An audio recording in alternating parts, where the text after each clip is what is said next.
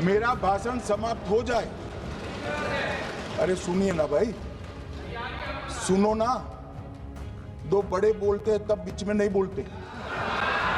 मान्यवर, एक मतदाता का एक से ज्यादा जगह पर वोट होना चाहिए। मान्यवर, एक से ज्यादा जगह पर वोट होना चाहिए। जो लोगों का मृत्यु हो चुका है, मान्यवर, जिन लोगों का मृत्यु हो चुका है उनका वोट मतदाता सूची में होना चाहिए। मान्यवर, ये एसआईआर और कुछ नहीं है, मतदाता सूची का शुद्धिकरण है। मैं मानता हूं इससे कुछ दलों के राजनीतिक स्वार्थ आहत होते हैं। मुझे उन दलों के प्रति एक प्रकार से अनुकंपा भी है, क्योंकि देश के मतदाता तो वोट देते नहीं है। ये थोड़े विदेशी दे देते थे, वो भी चले जाएंगे। मगर मान्यवर, क्या हमने भारत के नाते निर्णय करना पड़ेगा कि इस देश की संसद को चुनने के लिए, राज्य की विधानसभा को चुनने के लिए विदेशी को वोट देने का अधिकार देना है या नहीं देना है?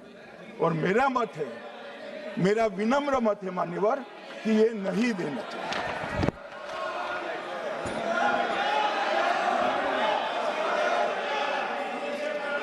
दादा बैठ जाइए प्लीज प्लीज। मान्यवर,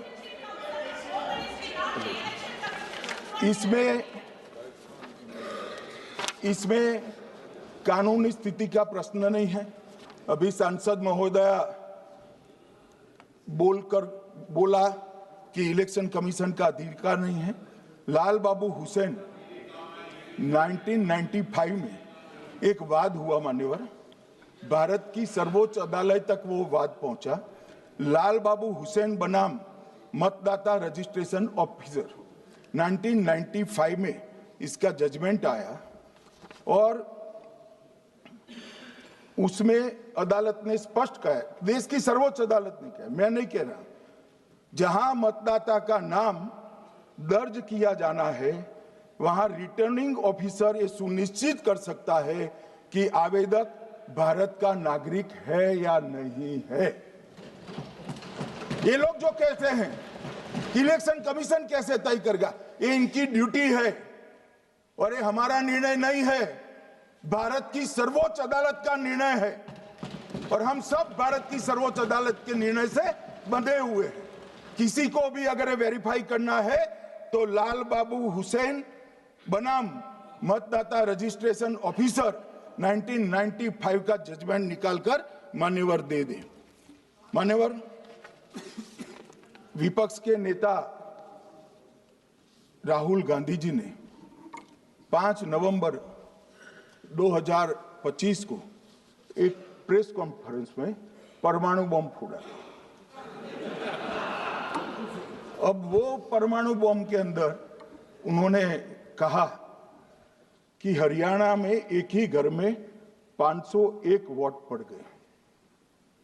चुनाव आयोग ने इतनी स्पष्टता करी कि हाउस नंबर 265 कोई छोटा मकान नहीं है और 1 एकड़ का पुश्तैनी प्लॉट में अनेक परिवार बस रहे हैं, मगर वहां हर परिवार के घर का नंबर नहीं दिया गया है, इसलिए सब जगह हाउस नंबर 501 दिया गया और एक परिवार की तो 3 पीढ़ियां साथ में रह सकती है।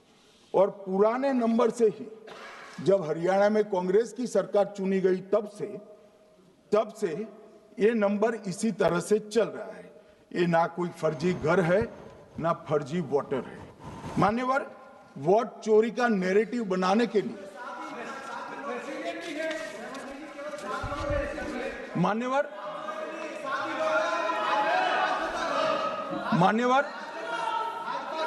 बिहार में भी मेरा भाषण पूरा हो जाने दो। नहीं, आप अभी पूरा भाषण नहीं, कई बार नाम आएगा।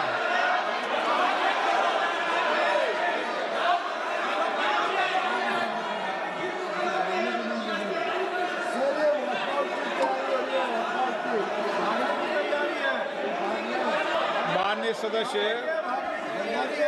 एक 2 मिनट बैठिए, मैं कुछ बोलना चाहता हूँ। 2 मिनट बैठिए, मैं एक मिनट मान्यवर माननीय सदस्य, एक मिनट। मान्यवर, मेरा विपक्ष के नेता से एक निवेदन है कि 2 मिनट सुन ले मुझे, बाद में उनको बोलने का मौका दीजिए। मान्यवर 2 मिनट। मान्यवर, मेरा आपसे विनम्र निवेदन है, मैं आधी रात तक बैठने के लिए तैयार हूं, मुझे कोई आपत्ति नहीं। मेरा भाषण समाप्त हो जाए, अरे सुनिए ना भाई, सुनो ना, 2 बड़े बोलते हैं तब बीच में नहीं बोलते। मान्यवर, मेरा भाषण समाप्त हो जाए। प्लीज नहीं। मान्यवर, मेरा भाषण समाप्त हो जाए बाद में, इसमें जितने भी मुद्दे विपक्ष के नेता खड़े करेंगे, मेरी मर्यादा में इसका जरूर जवाब दूंगा, मुझे कोई आपत्ति नहीं। मेरा विनंती इसलिए है मान्यवर,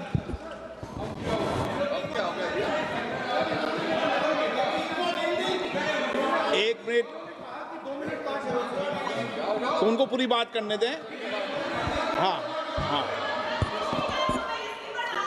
मान्यवर, मेरा विनंती भी मान्यवर,